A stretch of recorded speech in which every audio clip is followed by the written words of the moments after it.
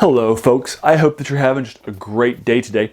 Today I take another look at Clark Ashton Smith on my Tuesdays that I'm dedicating to him. We're going to be taking a look at a science fiction story from this collection of Vintage from Atlantis. I'll link you to it below. This is the third in an issue that I've been taking a deep dive into for you. And I've been exploring a lot of Clark Ashton Smith stuff. And I've just read the Vaults of Yoh-Vombis yesterday, so on a Friday night, so I wanted to bring this to you Saturday morning after I've done some research on it. Now this is a story that appeared in Weird Tales during the 30s and early 30s actually. He submitted it to Farnsworth Wright. Wright rejected it and asked him to cut about a third of the story's description and the earlier descriptions from it. And so he did so. Now he was part of a cadre of writers that included H.P. Lovecraft, Don Wandre, August Derleth. And his fellow writers loved this story as they were reading it. And they actually, the ones that he wrote to, said, don't edit this, just go ahead and submit it again anyway. But Clark Ashton Smith, from 30 to 35, when he's writing typical prose for the pulp era, he's doing this to support his parents. So while he's doing this, one of the things that he is doing is he's just basically accepting anything in order to get it published. And he's more than happy to take an editor feedback, whereas some of his other peers would be like, nope, it's wrong to cut that prose, it's wrong to cut the descriptions, it hurts the story, so I'm just going to submit it again, or I'm going to submit it to somebody else, right?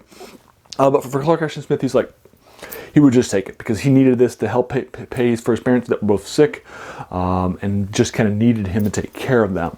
So he was in that sort of a caretaker role for his parents, who were both older, and so he just basically said, all right, I'm just going to go ahead and do the edits, and we have the edited version of Weird Tales. It was purchased by Farnsworth Wright, the editor of Weird Tales in '31, but we don't have the original version expurgated. But there was it is in a private collection, and the editor of this collection that I'm linking you to was able to access the private version of it and take pictures of it.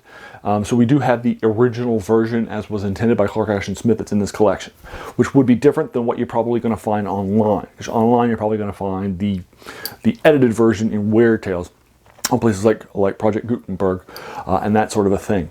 Now, as I was reading this story, this is a story that's set in Mars in this ancient ruins by an ancient civilization that has abandoned it for thousands and thousands and thousands of years. It's the first city. The name of the city is Yoh-Vombis, which again, this is the tomb of Yoh-Vombis, and the vaults thereof that they're doing an exploration into. So you're going to find out a lot of information about this city, this ancient ruins that these people are exploring. We have a human explorer team that's going to be going into it. Now, what's going to happen while I was reading this, it reminded me of two short stories that I've already read before and I've actually reviewed for you before. First is Dust of Gods by C.L. Moore, which was also published in Weird Tales, featuring her main character, Northwest Smith. I'll link you to my review of that collection of Dust of Gods. Dust of Gods also has an archaeological dig on Mars, in an ancient Martian ruin, where they find a lot of information about these ancient Martians and about themselves, which is something very similar to what's happening here, which was written first. So I'd be very interested in if C.L. Moore read this short story, The Vaults of Yoh-Vombis, and it influenced her story, Dust of Gods.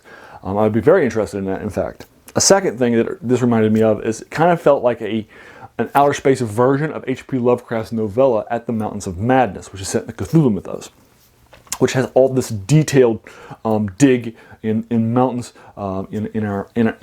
in Antarctica. And again, he also wrote this after this story was written by Clark Ashton Smith. And since he read this story both before and after it was published and edited, I'm sure that he would have at least known of this story.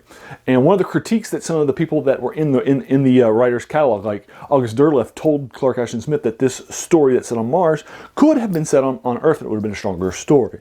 So there was some sort of, dispute in the writer cadre of circles that were all sort of writing at the same time. Although he still liked the story, he thought that, again, setting it on Earth would have made it a stronger story. So At the Mountains of Madness is set on Earth.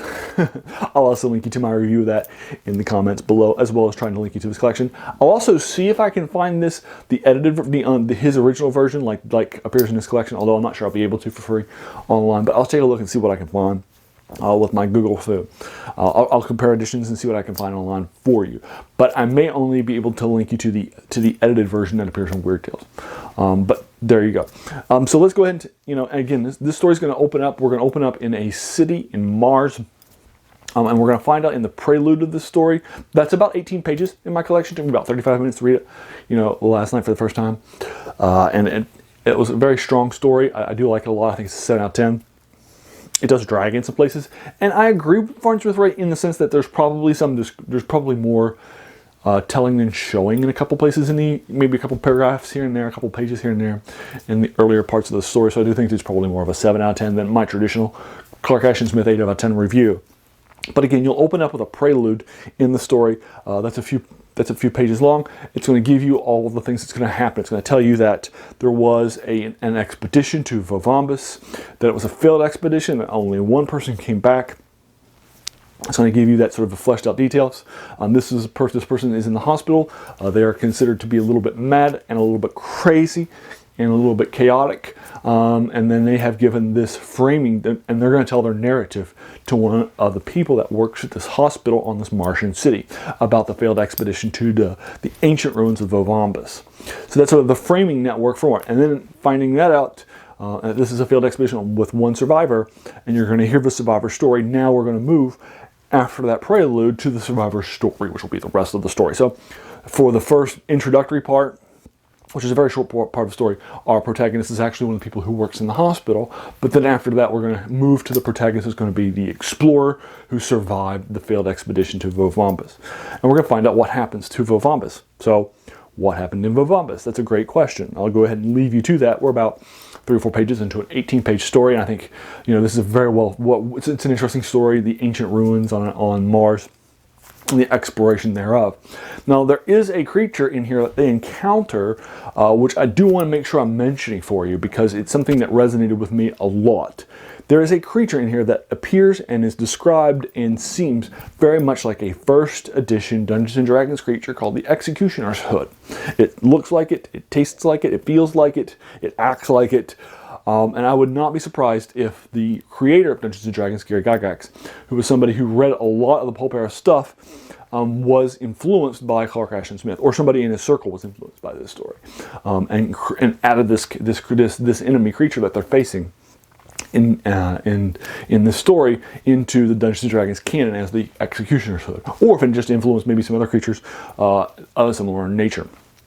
So I do want to make sure that I mention that not only could Vaults of Yoh-Vombis have influenced Dust of Gods by C.L. Moore or At the Mountains of Madness by H.P. Lovecraft, but it also may have influenced the early first edition Dungeons & Dragons 2 with the creature of the Executioner's Hood. So this story may be influential in a lot of ways, in addition to just the obvious expeditions to ancient cities on Mars or in Antarctica.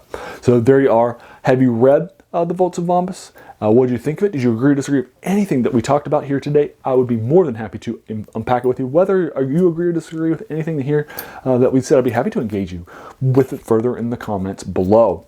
If you enjoyed this video, please feel encouraged to hit that subscribe button because there's going to be so many more of these to follow. And finally, hey, I just want to thank you for taking some time out of your day and watching my video. We all have so many things happening in our lives, right? So the fact that we're being pulled in very many directions and the fact that you spent this time with me is just incredibly humbling, and I appreciate it. So thanks again, and have a great day.